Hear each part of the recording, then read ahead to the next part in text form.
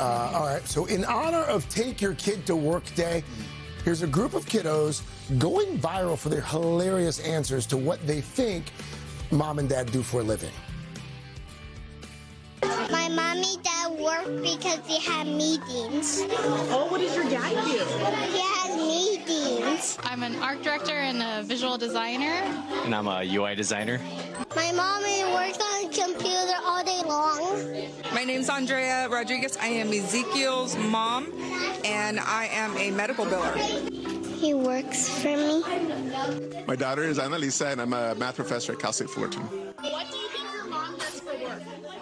That's pretty cool. Social media. That's by the way, did you hear? She said social media. I like that. Yeah. She's going on Instagram. Yeah, she's like, she doom scrolls professionally. That's great. Like all of us. Good stuff there. All right, guy. And there are some kids around here too, which is always great to see. We're actually going to Yeah, we'll turn the cameras around.